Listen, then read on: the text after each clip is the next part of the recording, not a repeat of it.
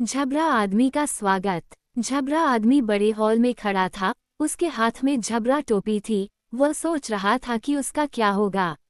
वह पहले कभी किसी बढ़िया महल में मेहमान नहीं रहा था। शायद वह कभी कहीं भी मेहमान नहीं रहा था। बड़ी ठंडी बाहरी दुनिया में लोग झबरा लोगों को अपने घर नहीं बुलाते, और हमारा ये झबरा आदमी आरामदायक कमरों की तुलना में घास के ढेर और अस्तबल में ज्यादा सोया था।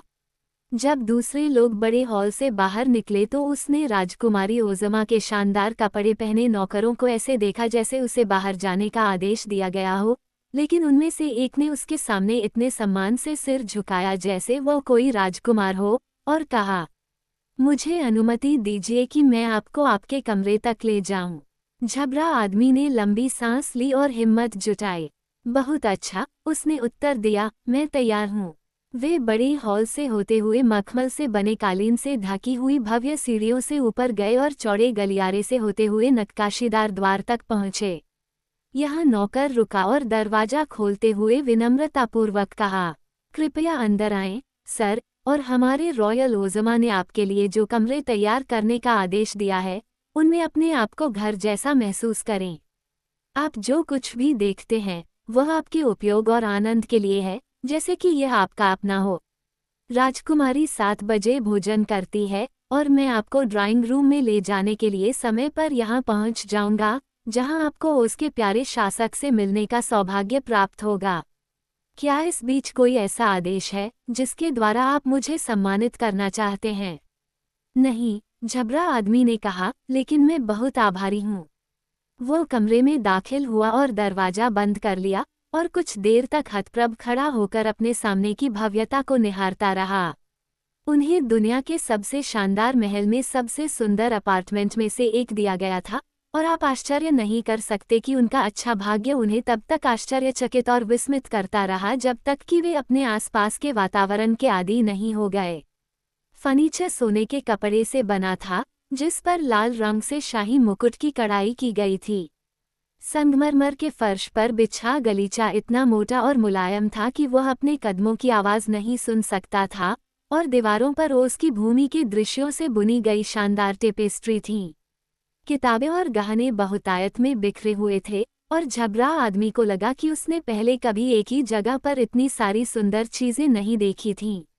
एक कोने में सुगंधित पानी का झरना बह रहा था, और दूसरे में एक मेज थी जिस पर ताज़े फलों से भरी एक सुनहरी ट्रे रखी हुई थी, जिसमें कई लाल गाल वाले सेब भी शामिल थे जिन्हें झबरा आदमी बहुत पसंद करता था। इस आकर्षक कमरे के दूसरे छोर पर एक खुला दरवाज़ा था, और वह उस पार गया और खुद को एक ऐसे शयन कक्ष में पाया जिसमें उस झबरा आदमी ने कभी कल्पना भी नहीं की थी कि उससे कहीं ज्यादा आराम था। बिस्तर सोने का था और उसमें कई चमकीले हीरे जड़े थे, और चादर पर मोतियों और मानिकों की डिजाइन सिली हुई थी। शयन कक्ष के एक तरफ एक सुंदर ड्रेसिंग रूम था, जिसमें नए कपड़ों का एक बड़ा संग्रह था, और इसके आगे स्नानघर था, एक बड़ा कमरा जिसमें एक संगमरमर का पूल था जो तैरने के लिए काफी बड़ा था, जिसमें सफेद संगमरमर की सीढ़ियां थीं जो पानी तक जाती थीं। पूल के किनारे दरवाजे के हैंडल जितने बड़े आकार के बढ़िया पन्ने की कतारें लगी हुई थीं, जबकि स्नानघर का पानी क्रिस्टल की तरह साफ था। कुछ समय तक झबरा आदमी इस सारी विलासिता को चुपचाप विस्मय से देखता रहा। फिर उसने अपने तरीके से समझदारी दिखाते हुए अपने सौभाग्य का लाभ उठाने का फैसला किया। उसने अपने झबरा जूते और झबरा कपड़े उतार दिए और पूल में दुर्लभ आनंद के साथ नहाया। मुलायम तौलिए से खुद को सुखाने के बाद वह ड्रेसिंग रूम में गया और दराजों से ताज़ा लिनन निकाला और उसे पहन लिया। पाया कि सब कुछ उसके लिए बिल्कुल सही था। उसने अलमारी की सामग्री की जांच की और कपड़ों का एक सुंदर सूट चुना। अजीब बात यह है कि इसमें सब कुछ झबरा था, हालांकि बहुत नया और सुंदर था, और वह यह महसूस करके संतोष से भर गया कि वह अब शानदार कपड़े पहन सकता है और फिर भी झबरा आदमी हो सकता है। उसका कोट गुलाबी रंग के मखमल का था, जिस पर झबरा और बॉबटेल लगे थे। किनारों पर रक्त लाल मानिक और सुनहरे झबरा के बटन थे। उसकी बनियान नाजुक क्रीम रंग की झबरा साटन थी, और उसकी घुटने तक की पतलून गुलाबी मखमल की थी जो कोट की तरह ही सजी हुई थी। रेशम के झबरा मलाईदार मोजे और रूबी बकल के साथ गुलाबी चमड़े के झबरा चप्पल उसकी पोशाक को पूरा करते थे, और जब वो इस तरह से तैयार होता था, झबरा आदमी ने खुद को एक लंबे आईने में बड़ी प्रशंसा से देखा। एक मेज पर उसे एक मोती की छाती मिली जो नाजुक चांदी की लताओं और गुच्छेदार मानिकों के फूलों से सजी हुई थी, और कवर पर एक चांदी की प्लेट थी जिस पर ये शब्द खुदे हुए थे, झबरा आदमी। उसके आभूषणों का बक्सा, संदूक पर ताला नहीं लगा था, इसलिए उसने उसे खोला और उसमें रखे बहुमूल्य रत्नों की चमक देखकर वह लगभग चकित रह गया। सुंदर चीजों की प्रशंसा करने के बाद उसने एक बड़ी चेन वाली एक बढ़िया सुनहरी घड़ी, कई सुंदर अंगूठियां और मानिकों का एक आभूषण निकाला जिसे उसने अपनी झबरा कमीज की छाती पर पिन किया।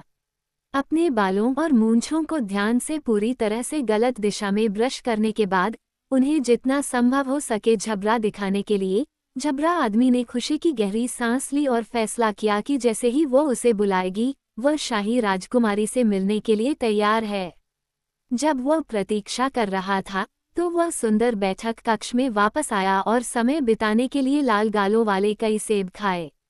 इस बीच डोरोथी ने खुद को चांदी से कढ़ाई किए हुए मुलायम भूरे रंग का एक सुंदर गाउन पहना लिया था और छोटे बटन ब्राइट को साटन का एक नीला और सुनहरा सूट पहना दिया था जो उस सूट में एक देवदूत की तरह प्यारा लग रहा था। लड़की और टोटो कुत्ते के पीछे पीछे, जिसके गले में एक नया हरा रिबन था, वो महल के शानदार ड्राइंग रूम में पहुंची जहां नक्काशीदार मेलाकाइट के एक शानदार सिंहासन पर बैठी और उसके हरे साटन कुशन के बीच बैठी प्यारी राजकुमारी ओज़मा अपने दोस्त का स्वागत करने के लिए उत्सुकता से इंतजार कर रही थी।